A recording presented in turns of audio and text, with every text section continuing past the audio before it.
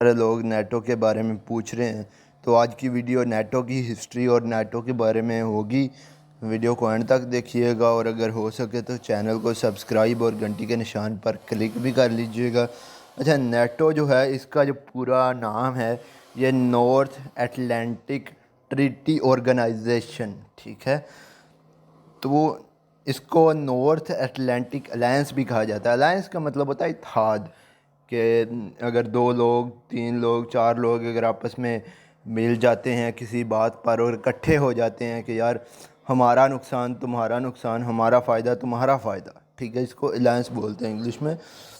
تو یہ جو ہے 28 یورپی ممالک، ٹھیک ہے، 28، اور 2 نارتھ امریکن کنٹریز، ٹھیک ہے، جس میں یونائٹڈ اسٹیٹس بھی ہے، یونائٹڈ اسٹیٹس آف امریکہ، جس کو عام طور پر ہم امریکہ سمجھتے ہیں۔ یہ اور بھی امریکن کنٹریز ہیں، ٹھیک ہے۔ تو ایک تو یونائٹڈ اسٹیٹ ہو گیا اور ایک دوسرا ہے، ٹھیک ہے۔ یہ دوسری جنگ عظیم کے بعد اس آرگنائزیشن کا، اس فوجی آرگنائزیشن کا جو ہے وہ آغاز کیا گیا، ٹھیک ہے۔ اور اس کے جو سائنڈ ہوئے تھے جو 1949 میں جو ہے یہ نیٹو جو تھا باقاعدہ اس آرگنائزیشن کا آغاز ہوا تھا، اور اس میں تقریباً 30 ممالک ہیں، ٹھیک ہے، 28 یورپ کے ہیں اور 2 امریکنس ہیں۔ اچھا، تو دوسری بات، اس کے جو 30 ممبر ہیں، ٹھیک ہے، Albania, Belgium, Bulgaria, Canada, Croatia, جمہوریہ چیک، Denmark, Estonia, France, Germany, Greece, Hungary, Iceland, Italy, Latvia, Lithuania, Luxembourg, ٹھیک ہے، نیدرلینڈز، نارتھ میکیڈونا، ٹھیک ہے، Norway, Poland, Portugal, Romania, Slovakia, Slovenia, Spain, Turkey, United Kingdom, United States. اور جو 2 American status ہم نے بتائی ہیں، وہ ایک تو کینیڈا ہے، ٹھیک ہے، اور ایک یونائٹڈ اسٹیٹس ہے۔ اور اس کی آفیشیل لینگویج، جو دفتری لینگویج ہے، وہ انگلش استعمال کی جاتی ہے۔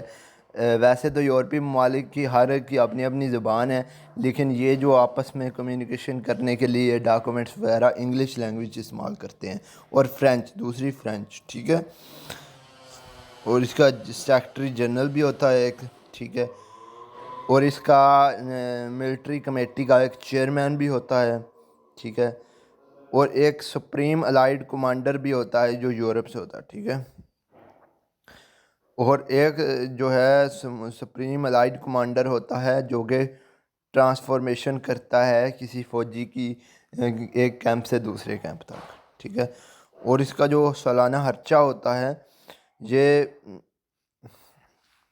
8 لاکھ، اور دیکھیں سوری اس کا جو خرچہ ہوتا ہے سالانہ یہ $874 بلین کے قریب ہوتا ہے، ٹھیک ہے۔ یہ 2019 میں یہ ایسٹیمیٹ لگایا گیا تھا۔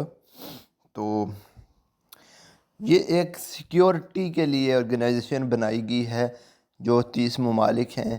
ان کا مقصد یہ ہے کہ جو ہے ایک ملک پر حملہ دوسرے ملک پر حملہ تصور کیا جائے گا، ٹھیک ہے، ایک دوسرے کے مفادات کو تحفظ دینا، اور ایک متحد ایک ہی یعنی 30 ممالک کی ایک ہی آرمی بنائی گئی ہے، تاکہ ایک ملک پر کوئی نقصان پہنچائے تو دوسرا ملک اس کی مدد کے لیے جائے، ٹھیک ہے۔ اگر ایک ملک اس نیٹو کا ممبر کسی ملک کے ساتھ جنگ کر رہا ہے تو پھر 30 ممالک کے ساتھ ہی اس کی جنگ ہوگی اور وہ جائے گا۔ آج کل یوکرین اور روس کی جو جنگ ہو رہی ہے وہ بھی اسی بات پر ہو رہی ہے، کیونکہ یوکرین نیٹو کا حصہ بننا جا رہا تھا، لیکن رشیا نہیں چاہتا تھا کہ وہ نیٹو کا حصہ بنے۔ اسی بات پر نیٹو کا حصہ بننے سے پہلے ہی رشیا نے اس پر حملہ کر دیا۔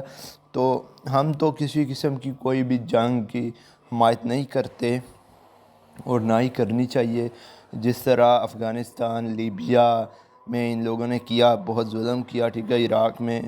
تو غیر انسانیت کے جو علم بردار ہیں انہوں نے ہی انسانیت کے قتل کیا، ٹھیک ہے. اور انسانیت کا نام تو بہت زیادہ لیا جاتا ہے لیکن انسانیت پر عمل درآمد کوئی نہیں کرتا، ٹھیک ہے. صرف کاغذی طور پر انسانیت کرتے ہیں. ویسے جو کچھ کیا گیا شام میں بچوں پر بمباری کی گئی، ٹھیک ہے. لیبیا میں کیا گیا، ٹھیک ہے. ہر ممالک میں اس طرح افغانستان میں کہہ لیں آپ، تو بہت سارے ممالک میں تباہی مچائی گئی ہے. تو بس ہم تو نہ یوکرین کی جو ہے، یوکرین اور روس کی جو جنگ بندی ہے اس کے لیے دعا گو ہیں کہ جو بھی کہیں پر بھی انسانیت کے خلاف جنگ نہیں ہونی چاہیے، ٹھیک ہے. معصوم جانوں کے خلاف کہیں پر بھی ظلم نہیں ہونا چاہیے.